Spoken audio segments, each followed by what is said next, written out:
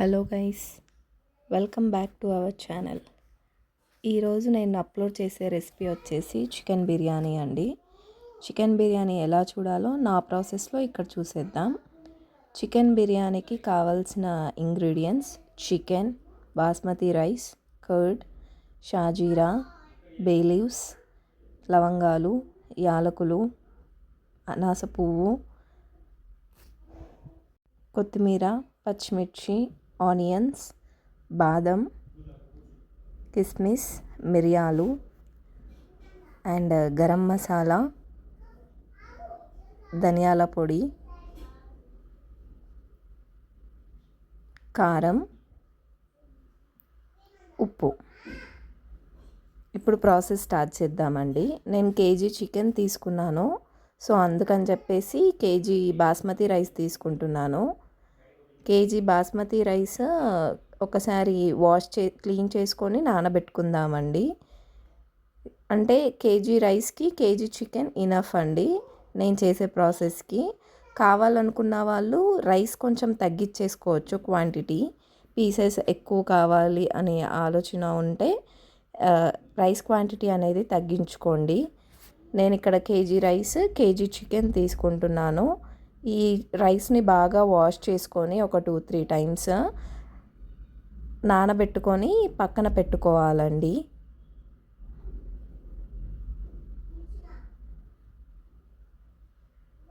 ఆ తర్వాతకి బౌల్లో చికెన్ తీసుకుంటున్నానండి. క్లీన్గా వాష్ చేసుకొని చికెన్ని ఒక బౌల్లో వేసుకుంటున్నాను. ఏ బౌల్లో అయితే బిర్యానీ చేయాలనుకుంటున్నానో ఆ బౌల్లోనే చికెన్ వేసుకున్నాను. దాంట్లో ఇప్పుడు మనం పక్కకు పెట్టుకున్న మసాలా దినుసులు ఉన్నాయి కదండి, అవి కొన్ని యాడ్ చేస్తున్నాను. లవంగాలు 4, యాలకులు 2 అండ్ ఆల్సో కొంచెం షాజీరా. బిర్యానీ ఆకు మాత్రం యాడ్ చేయట్లేదండి, దీంట్లో కంటే రైస్లో యాడ్ చేస్తే బాగుంటుంది. ఇప్పుడు తగినంత కారం అండ్ కారం మీ టేస్ట్కి తగ్గట్టు. నేను కొంచెం స్పైస్ తగ్గించి చేస్తున్నానండి ఈరోజు. ఉప్పు మీ కారంలో ఉప్పు బట్టి ఉప్పు వేసుకోవాలండి. ధనియా పౌడర్ కొంచెం ఒక 1 టేబుల్ స్పూన్ ధనియా పౌడర్ వేసుకోవాలి. గరం మసాలా ఒక 1/2 టేబుల్ స్పూన్ వేస్తున్నానండి. పచ్చిమిర్చి, ఇంకా కాస్త పెరుగు యాడ్ చేస్తున్నానండి. కొంచెం పెరుగు యాడ్ చేసేసి బాగా మిక్స్ చేసుకోవాలండి వాటిని.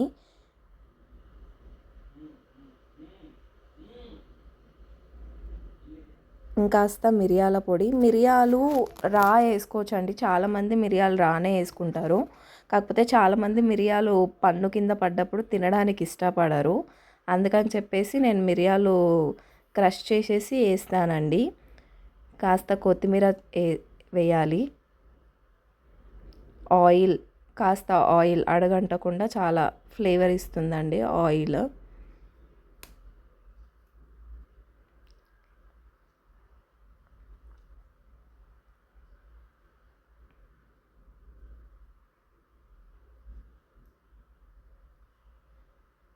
ఇవన్నీ బాగా మిక్స్ చేయాలండి. ఫ్లేవర్స్ అన్నీ ఒకదానికొకటి పట్టాలి. నేను ఇక్కడ ఏం మ్యాగ్నేట్ చేసి ఫ్రిడ్జ్లో ఏం పెట్టానండి 1 అవర్ బిఫోర్.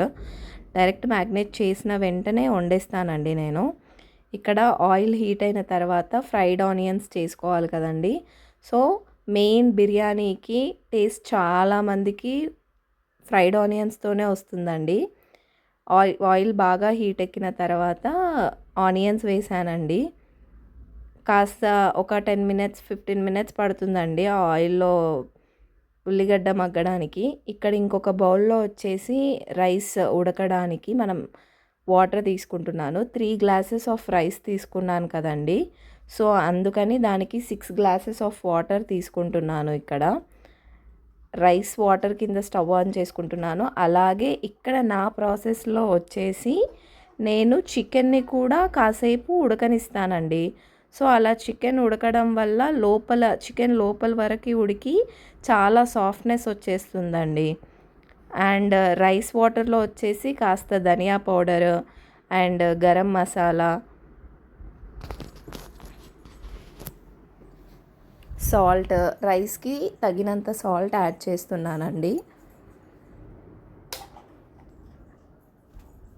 పచ్చిమిర్చి, ఇప్పటిదాకా మనము కొన్ని మసాలా దినుసులు చికెన్ మ్యాగ్నేట్ చేసినాం కదండి, దానికి యాడ్ చేసేసి మిగతాయి ఉంచాం కదా, అవి ఈ రైస్ వాటర్లో యాడ్ చేసేసానండి. అలాగే కాస్త బ్లాక్ పెప్పర్ పౌడర్ స్ప్రింకిల్ చేస్తున్నాను. ఈ వాటర్ అనేది బాగా మసలాలండి, బాగా బాయిల్ అవ్వాలన్నమాట. బాగా బాయిల్ అవుతే ఆ ఫ్లేవర్స్ అన్నీ ఒక్కదానికొకటి బాగా వాటర్లో ఉంటుంది, అప్పుడు బాస్మతి రైస్ అనేది వేయాలండి దాంట్లో. అలాగే నేను ఇప్పటిదాకా చేసిన మిస్టేక్ వచ్చేసి, నేను చికెన్ మ్యాగ్నేట్ చేసినప్పుడు దాంట్లో అల్లం వెల్లుల్లి పేస్ట్ వేయలేదు అండ్ ఆల్సో వాటర్లో వేయలేదు. సో అది గుర్తుకు వచ్చేసి మళ్ళీ అల్లం వెల్లిపాయ పేస్ట్, అదిగోండి చికెన్ ఆల్రెడీ ఆన్ చేశాను దాంట్లో, అండ్ ఆల్సో రైస్ వాటర్లో వేస్తున్నానండి. అండ్ కొత్తిమీర, చికెన్ని బాగా కలిపాను, అల్లం వెల్లుల్లి పేస్ట్ వేసాను కదండి. చికెన్ అలా ఉడికితే బాగా సాఫ్ట్నెస్ వస్తుందండి, చికెన్ పీస్ లోపల వరకు ఉడుకుతుంది. చాలామంది చికెన్ని మ్యాగ్నేట్ చేసేసి అలా పెట్టేసి దానిపైన 80% or 70% కుక్ అయిన రైస్ని వేసేసి దమ్ పెట్టేస్తారండి. కాకపోతే పీస్ లోపల వరకు ఉడకదేమో అన్న ఫీలింగ్ ఉంటుంది నాకు. సో అందుకని నేను కాసేపు ఉడకనిస్తాను చికెన్ని. అండ్ ఆల్సో రైస్ వాటర్లో సాల్ట్ సరిపోయిందా లేదా అనేది మనం ఇప్పుడు చూసి అడ్జస్ట్ చేసుకోవచ్చు. ఇన్ కేస్ సాల్ట్ సరిపోకపోతే ఇంకొంచెం సాల్ట్ యాడ్ చేసుకోవాలి. రైస్ వాటర్ అనేది మనం టేస్ట్ చేసినప్పుడు కొంచెం సాల్టీగా ఉండాలి, అలా ఉంటేనే రైస్కి సాల్ట్ సరిపోతుందండి. అండ్ ఇప్పుడు వాటర్ బాగా మరుగుతున్నాయి, వాటిలో బాస్మతి రైస్ వేస్తున్నానండి. ఇక్కడ ఫ్రైడ్ ఆనియన్స్ చూసారు కదా ఎంత ఇంకా మగ్గాలండి ఫ్రైడ్ ఆనియన్స్. ఇంకా ఒక 5 to 10 minutes పడుతుంది ఫ్రైడ్ ఆనియన్స్ అవ్వడానికి. ఇప్పుడు రైస్ దాంట్లో వేసాం కదండి, రైస్ ఒక 80% కుక్ అవ్వాలండి. ఫ్రైడ్ ఆనియన్స్ ఈ స్టేజ్కి వచ్చిన తర్వాత నేను కొంచెం డ్రై ఫ్రూట్స్ యాడ్ చేస్తానండి, లైక్ బాదం, జీడిపప్పు, కిస్మిస్.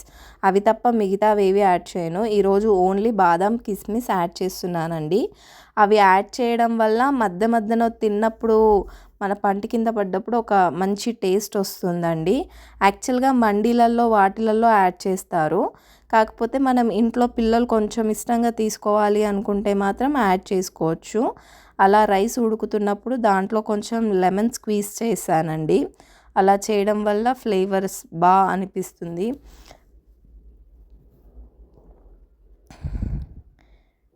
ఇప్పుడు చికెన్ కూడా ఉడికిందండి.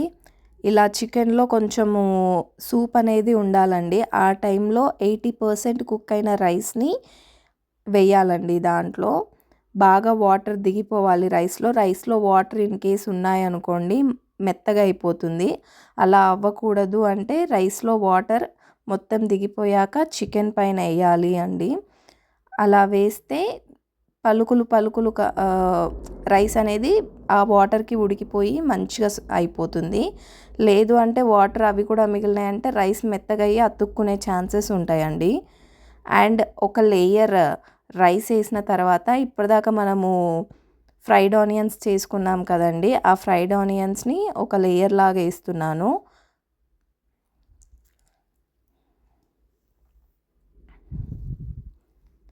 నాకు ఫ్రైడ్ ఆనియన్స్ అంటే చాలా ఇష్టం అండి. నాకు చాలా ఎక్కువ క్వాంటిటీలో ఫ్రైడ్ ఆనియన్స్ ఉంటే చాలా బాగా అనిపిస్తుంది. అలా ఒక లేయర్ వేసిన తర్వాత దానిపైన మిగతా రైస్ కూడా వేస్తున్నానండి. అంటే కాస్త ఇప్పుడు ఫస్ట్ వేసిన రైస్కి లాస్ట్ వేసే రైస్కి ఒక 2 to 3 minutes గ్యాప్ ఉంటుందండి. అలా పైన రైస్ ఎక్కువ కుక్ అవుతుందండి వాటర్లో. అప్పుడు కింద ఉన్న రైస్ చికెన్లో ఉన్న వాటర్తో అది కుక్ అయిపోతుంది, కాబట్టి పైన రైస్ కొంచెం లేట్గా బాయిల్ అవుతున్న వాటర్లోంచి తీస్తాం కాబట్టి మంచిగా ఈక్వల్గా కుక్ అయిపోతుందండి.